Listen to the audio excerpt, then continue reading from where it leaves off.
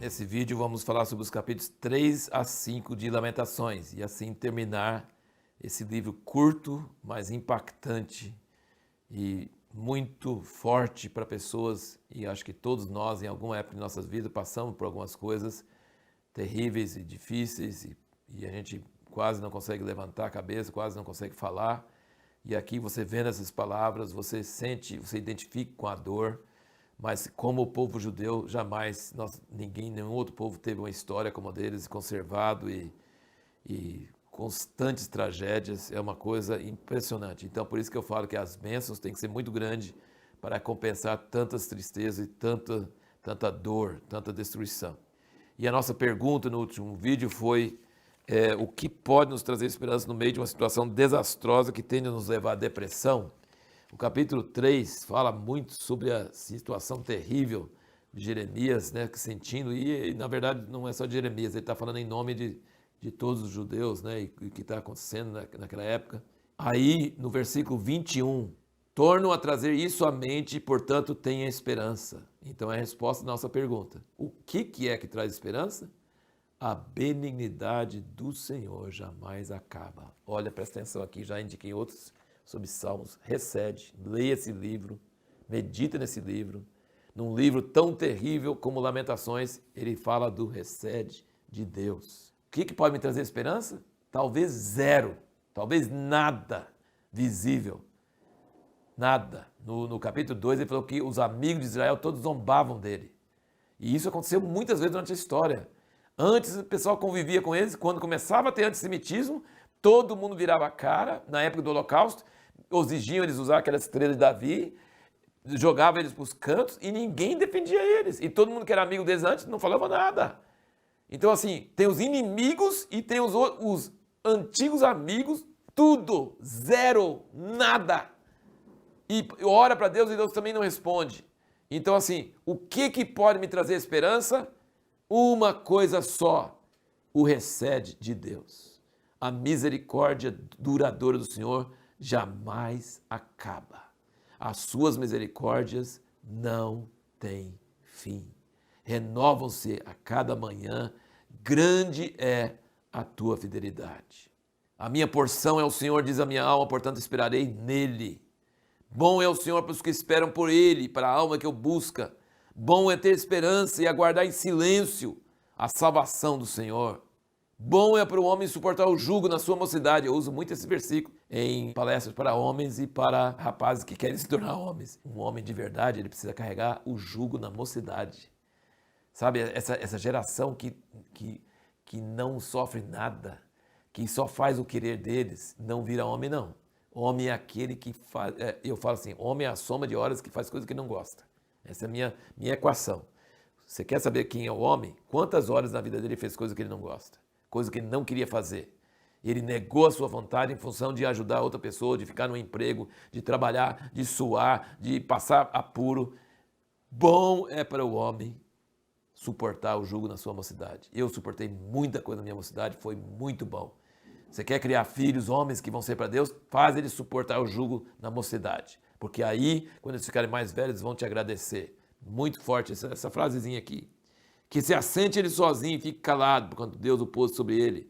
Ponha a sua boca no pó, talvez ainda haja esperança. Dê a sua face ao que o fere, farte-se de afronta. Pois o Senhor não rejeitará para sempre.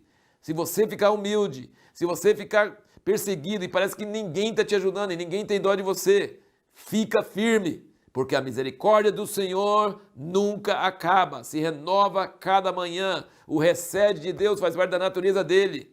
Versículo 32. Embora entristeça alguém, contudo terá compaixão, segundo as grandezas da sua misericórdia. Aqui o recede de novo. Ele repete, recede duas vezes aqui nesse livro tão triste. Porque não aflige nem entristece de bom grado os filhos dos homens. E aí, no versículo 40, fala, esquadrinhemos os nossos caminhos, provemo-los e voltemos para o Senhor. Levantemos os nossos corações com as mãos para Deus no céu, dizendo, nós transgredimos, fomos rebeldes e não perdoaste. E assim por diante. É um livro maravilhoso, apesar de ser um livro de lamentações, mas é um livro maravilhoso. E esse aqui é o cerne do livro, bem no meio do livro. Nós temos uma coisa que nos traz esperança. Gostaria de encorajar você com isso, é muito maravilhoso. No capítulo 4, versículo 6, mostra que toda vez que tem juízo, eles comparam com Sodoma e Gomorra. Né? O versículo 6 diz, pois maior a iniquidade da filha do meu povo do que o pecado de Sodoma, a qual foi subvertido num momento, sem que mão alguma lhe tocasse. No capítulo 4, versículo 13, você percebe aqui que é muito importante o papel do profeta, porque sem o profeta você sofre e você não sabe por que está sofrendo. Você passa situações difíceis e você não entende, e isso faz a situação ficar pior. Agora, quando você entende, aqui no versículo 13 ele diz, 4, versículo 13, ele diz, isso foi por causa dos pecados dos seus profetas e das iniquidades dos seus sacerdotes, que derramaram no meio dela o sangue dos justos. Jeremias reclama, chora, fala com Deus, mas ele mostra que existe um motivo, existe uma causa. Foi profetizado, foi alertado, foi avisado. Então, quando você entende o que está acontecendo, quando você liga a vontade de Deus, o plano de Deus com aquilo que está acontecendo, fica muito mais fácil de suportar. É terrível do mesmo jeito, mas fica mais fácil de suportar. E no fim do livro, aqui nós temos uma passagem também maravilhosa, no fim do livro de Lamentações, versículo 19 do capítulo 5, ele diz, Tu, Senhor, permaneces eternamente, e o teu trono subsiste de geração em geração.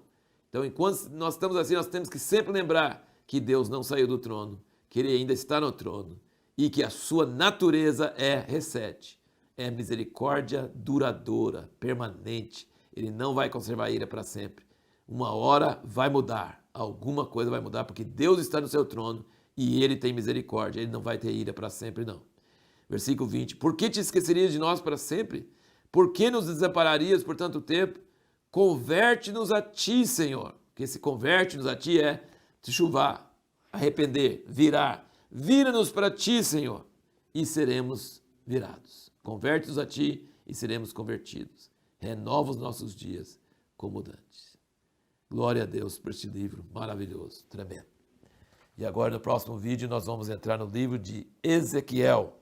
É um outro profeta, com outra personalidade, mas com o mesmo Deus. Maravilhoso desses três profetas, Isaías, Jeremias e Ezequiel. E a pergunta que nós vamos procurar responder é por que tem épocas quando Deus não levanta profetas e tem épocas quando ele levanta vários ao mesmo tempo? Porque aqui nesse tempo de Ezequiel é o mesmo tempo de Jeremias. Jeremias está lá na terra de Israel e Ezequiel está lá na Babilônia, mesma época. Mas depois, entre o Velho Testamento e o Novo, passa 400 anos, não tem nenhum profeta, nenhum profeta. E entre o fim de Gênesis e o início de Êxodo, 400 anos, nenhum profeta. Então, a pergunta é, por que tem época que tem profetas até mais do que um, e tem épocas que não tem profeta nenhum? Isso é a nossa pergunta.